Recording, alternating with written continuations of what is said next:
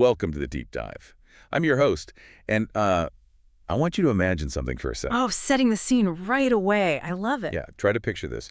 Imagine you are walking through a remarkably busy city intersection. Okay. There's noise absolutely everywhere. Distractions are pulling your attention left, right, up, down.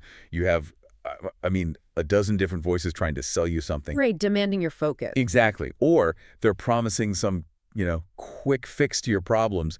It is total sensory overload. Sounds like a typical Tuesday afternoon. It really does. But right there, in the middle of all that chaos, there is someone standing tall, shouting out the ultimate secret to a stable, fulfilling life. Wow. And it is not a sales pitch. It's not a scam. It is the literal blueprint for making your life work. And it's being broadcasted clearly for anyone willing to stop and listen. It's such a striking, almost startling image. Right? And that is exactly how the ancient text of Proverbs chapter 8 opens. It is a phenomenal visual, and it completely subverts how we typically think about ancient philosophical texts. How so? Well, we often imagine profound truths being locked away somewhere, right? Like in a remote monastery or guarded by an elite few in an ivory tower. Right, secret knowledge. Exactly. Right. But here, the text sets the stage for a message that is entirely public, incredibly urgent, and yet completely timeless. Which brings us to our clear mission for today's deep dive. We are exploring the profound ancient text of Proverbs 8. A fantastic chapter. We'll start by summarizing its personification of wisdom. We want to look at what she says, who she's talking to, and her, frankly, rather mind-bending origin story. That part is fascinating. It really is. And then in the second half of our deep dive, we're going to bridge a gap of thousands of years to explore how this applies to your hyper-connected modern life today. Specifically, how it can directly strengthen your trust and relationship with God. Exactly. But to really appreciate the weight of Proverbs 8, we need a little context. Yeah, we need to look at the literary and cultural backdrop. If you read the preceding chapter, so Proverbs 7, it is filled with heavy atmospheric warnings about temptation. Very moody. Very. It's a highly cautionary chapter about the hidden traps you can fall into when you stray from the path. It talks a lot about secretive encounters, right? Yeah. And the twilight, the dark of night. Exactly. But then you turn the page to Proverbs 8, and the tone completely shifts. The focus turns entirely to the beauty, the immense value, and the transparent, life-giving power of true wisdom. It's brought right out of the shadows and into the blinding light of day. That location shift is brilliant. That's what caught my attention immediately, because the text explicitly says she stands at the top of high places, at the crossroads, at the gates, and at the entry of the city. She is squarely in the public square. Right. And that imagery of the city gates is, well, it's crucial for understanding the original context, isn't it? Absolutely. In the ancient Near East, the city gates were not just a point of entry. They were the absolute center of civic life. So like the town hall and the financial district combined? Exactly that. Right. That was where business deals were negotiated, where the local court was held, legal disputes were settled. It's where the community gathered. So by placing wisdom at the gates, the text is essentially declaring that this isn't some abstract, esoteric philosophy. Right. It's not just meant for quiet meditation in the woods. It is practical, hard-hitting guidance meant to be applied in the hustle and bustle of your everyday life. Which brings us to her target audience. She doesn't just call out to the scholars or the ruling class. No, she doesn't. The text says she specifically calls out to the sons of man, pleading with the simple and the fools to have an understanding heart. Which is a very broad net to cast. It is. But let's clarify those terms for a second, because calling someone a fool today, that sounds like a straight-up insult. Yeah, it sounds harsh to our modern ears. In the context of ancient wisdom literature, what exactly does it mean to be simple or a fool? That's a really great distinction to make. So in this context, the simple refers to the naive. It's the person who is unformed, easily led astray. Perhaps they're young or just inexperienced. So they aren't malicious. Not at all. They lack a moral compass, not because they are inherently evil, but because they simply haven't learned how to navigate life yet. And the fool? The fool, on the other hand, is a bit more dangerous. The fool is someone who is stubbornly resistant to correction. Ah, arrogant in their ignorance. Precisely. Yet wisdom is calling out to both of them. She's offering a pathway out of naivety and out of stubborn self-destruction. It's a sweeping invitation. You don't need a formal education to access it, you just need to be willing to listen. Just open your ears at the city gates. And the value proposition she offers, it is heavily focused on economics and stability. The comparisons made in the text are very direct. Very monetary. Right. Wisdom declares her instruction is better than silver, better than choice gold, and better than rubies. There's that truly memorable line, all the things that may be desired are not to be compared to it. And she explains why she's more valuable than any precious metal. Because financial wealth can vanish overnight. I mean, markets crash, economies falter, thieves break in. But wisdom brings what the text calls durable riches and righteousness. It leads those who love her to inherit true substance. Let me push back on that slightly, though. Sure. If we look at the modern world, or honestly even the ancient world, we see plenty of people who seem to lack any sort of moral wisdom, yet they acquire massive amounts of wealth. That's very true. So how does the text reconcile the idea of durable riches when we frequently see the ruthless succeeding financially? It's a completely valid observation, and it's a tension that other parts of wisdom literature like Ecclesiastes or Job, they wrestle with that extensively. Right. But Proverbs A is focusing on the nature of the foundation itself. Material wealth acquired without wisdom, say, through exploitation or deceit, is ultimately fragile. It requires constant paranoia to maintain. Exactly. What wisdom offers is durable. It points out that material wealth without the wisdom to manage it or the moral framework to enjoy it without destroying your relationships Is ultimately empty. Yes. Wisdom gives you the foundation to actually sustain a life of substance. It's the difference between building a house on bedrock versus building it on sand. That makes the shift to moral character in the next few verses very logical. Yeah, Wisdom isn't just about making shrewd financial calculations. not at all. The text states that to fear the Lord is to hate evil. And it gets highly specific about what that evil looks like. It calls out pride, arrogancy, the evil way. And a froward mouth. I want to pause on that last phrase because froward mouth is an archaic translation that I think modern readers might just gloss right over. It is a bit clunky for us today. What is the modern equivalent of a froward mouth? In the original Hebrew, it essentially means perverse or twisted speech. Okay. But we shouldn't just reduce that to telling a simple lie. It's the intentional distortion of reality to manipulate an outcome. So if we pull that into today's culture, we are talking about corporate spin, Oh, absolutely. political gaslighting, deceptive marketing algorithms. Precisely. It's the PR speak that obscures the truth just to protect a toxic company culture. Or a leader who twists the narrative to avoid accountability. Exactly. Wisdom actively hates that kind of speech because wisdom is fundamentally grounded in reality and truth. And that ties directly into how this text views leadership. Because it says, by me kings reign and princes decree justice. It extends to nobles and all the judges of the earth, too. It's making the massive claim that legitimate, effective, and just leadership is entirely dependent on this moral framework. Right.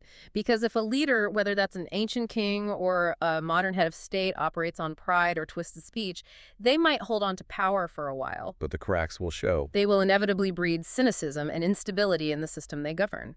True, sustainable leadership is inseparable from an ethical foundation. You cannot legislate justice if your personal character is rooted in arrogance and deceit. Well said. So we have established that wisdom is public, accessible, valuable, and deeply moral. But then the text does something entirely unexpected. The origin story. Yes. We get this cosmic origin story of wisdom. It moves from the dusty streets of the city gates all the way back to the dawn of creation. It's a breathtaking shift in scale. The text says, when there were no depths, I was brought forth. When there were no fountains abounding with water. Wisdom wasn't just invented by humans to make society run smoother. No, she existed before the earth was even formed. The scale of the poetry here is just magnificent. It details how wisdom was present when God prepared the heavens, when he established the clouds. When he gave the sea its boundaries so the waters wouldn't pass his commandment. It says wisdom was beside God as one brought up with him, and was daily his delight. Rejoicing always before him. Let's really unpack the philosophical implications of that. Yeah. Because this elevates wisdom from being just good advice to something far more structural. Oh, fundamentally structural. If wisdom was there when the oceans were given their boundaries, then wisdom is woven into the very architecture of the universe. Exactly. We usually think of wisdom as a human psychological trait, right? A behavioral thing. Right, like being a smart decision maker. But Proverbs is presenting it almost like a fundamental law of physics. Like gravity. Think about gravity. Gravity isn't an opinion. It's a structural reality of the universe.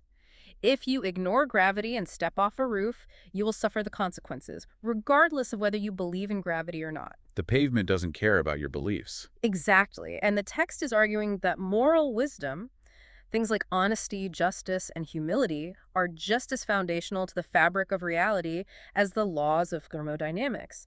God used wisdom as the blueprint for creation. So when we act foolishly, we aren't just breaking a localized human law. We are rubbing against the grain of the universe. That is the exact point the text makes in its conclusion. It outlines an ultimate binary choice. Finding wisdom equals finding life and obtaining the favor of the Lord. But the alternative is incredibly stark. It says, "He that sinneth against me wrongeth his own soul. All they that hate me love death." That phrase, wrongeth his own soul, is so descriptive. It frames rejecting wisdom not just as an offense against God, but as an act of profound self-harm. It's a natural consequence. If you build a bridge while ignoring the laws of engineering, the bridge collapses. It has to. If you build a life while ignoring the laws of moral wisdom, the life collapses. It is self-inflicted damage. Okay, we've laid out the ancient framework, but let's shift our focus now to how this operates today, because we live in an era where the public square is a digital feed. And the city gates are replaced by global networks. Exactly. We need to explore the practical day-to-day application of Proverbs 8 in a hyper-connected world. And we have to keep this tight, so let's hit the main points. Let's start with the most obvious dilemma, the confusion between information and wisdom. You have a smartphone in your pocket that gives you access to the sum total of human knowledge in seconds. We are swimming in an ocean of data. We really are. Yet, societally, we still struggle massively with poor judgment. It's the defining paradox of the information age. Having access to data is simply not the same thing as having wisdom. We tend to conflate the two, though. Constantly. We think that if we just read enough articles or listen to enough analysis or gather enough analytics, the right decision will automatically present itself. But data is just raw material. But wouldn't you argue that having access to all this information is a necessary first step? I mean, where exactly does the data end and the wisdom begin? Data is certainly helpful. But wisdom is the ethical framework you use to interpret and act upon that data. That's the key. Modern wisdom requires things that a search engine cannot synthesize for you. It requires an openness to learning, genuine humility, and the willingness to actually change your behavior based on moral principles. You can read 1,000 sociological studies on how to communicate better, but if you lack the humility to admit when you are wrong to your spouse, you don't have wisdom. You just have a head full of facts. Exactly. Information is knowing the facts. Wisdom is allowing the reality of those facts to transform your character. Let's apply this to a very specific, modern scenario. Consider a CEO at a mid-sized tech company who is looking at a proposal to replace a massive portion of their workforce with an artificial intelligence system. Very relevant right now. The data, the spreadsheets, the quarterly projections, they all point in one direction. It will drastically reduce overhead and temporarily spike the stock price. If they're just using data, the decision is easy. Yes, the data says execute the plan. But wisdom demands a broader, more integrated view. Wisdom asks about the durable riches. Right. What happens to the long-term culture of the company? What is the impact on the local community? If the decision is driven entirely by pride or short-term greed, what the ancient text might align with that forward or twisted reality, the short-term financial gain might actually result in a long-term institutional rot. Which brings us right back to how our modern culture defines success. We treat wealth and status as the ultimate scoreboard. We prioritize the shiny metrics over the foundational reality. And we see the fallout from that constantly. When an organization or an individual prioritizes raw ambition over ethical wisdom, the success is brittle. Power gets abused, trust is eroded. And what looks like a monumental achievement on paper can become incredibly destructive to the person who achieved it and everyone caught in their wake. Prioritizing good judgment and integrity over immediate financial gain creates deep, meaningful relationships. It creates a resilient stability that money simply cannot buy. And this doesn't just apply to CEOs making multi-million-dollar decisions. The texts talk about kings and princes, But we all have our own domains. We all rule something. Right. You might be managing a small team, organizing a community event, or just navigating the incredible complexities of parenting. Consider a teenager today dealing with the pressure of social media. Oh, that's a minefield. They have access to real-time analytics about their social standing. How many likes, how many views, how much clout they have. That's a perfect example of the need for wisdom at the city gates of modern life. A young person can see the data of what gets the most attention online. Which is often outrageous behavior, hyper-curated aesthetics, or just tearing others down. The data encourages that behavior. But wisdom is the quiet voice at the crossroads, reminding them that seeking validation through twisted speech or arrogant behavior will ultimately wrong their own soul. It fractures their actual real-world identity. Character and wisdom remain entirely inseparable, whether you are ruling an ancient kingdom or managing a digital profile. So we have this rich tapestry of practical application. But we need to address the most vital question of this entire deep dive. The big one. Yes. How does living this out actually strengthen our trust and relationship with God? It's one thing to acknowledge that honesty is a good policy, but how does this bridge the gap into deep theological trust? We have to circle back to that profound realization about wisdom's cosmic origins. Right, being there at creation. Because wisdom was present at the creation of the world, it is not an arbitrary list of restrictive rules that God handed down, simply to test our obedience or, ruin our fun. Right, it's not a religious obstacle course. Not at all. Wisdom reflects the fundamental, natural, and moral order established by God. When we choose to live wisely, when we practice honesty in our business dealings, when we show discipline in our habits, when we refuse to engage in twisted, manipulative speech, We are actually aligning our lives with the very fabric of how God designed the universe to thrive. we are swimming with the current of reality rather than exhausting ourselves fighting against it. Exactly. When you ignore that order, it inevitably leads to social instability, broken relationships, and deep personal regret. You experience the friction of fighting the design. But when you embrace it, something remarkable happens. By living it out, you prove through your own lived experience that God's design is inherently trustworthy. That is a crucial shift. It moves faith from being a blind intellectual leap into an observable daily reality. Yes, it promotes long-term well-being and life. When you see firsthand that living according to His moral order actually brings peace, resilience, and stability to your life, even in the midst of external chaos. Your trust in the architect of that order deepens immensely. You realize He isn't holding out on you. He is actively offering you the key to human flourishing. You begin to trust God not just because you were told to, but because you have tasted the reality of His wisdom and found it to be structurally sound. If we synthesize everything we've uncovered from this ancient text today, the picture that emerges is deeply reassuring. It really is. Wisdom is one of life's greatest treasures, far surpassing any temporary wealth or fleeting status.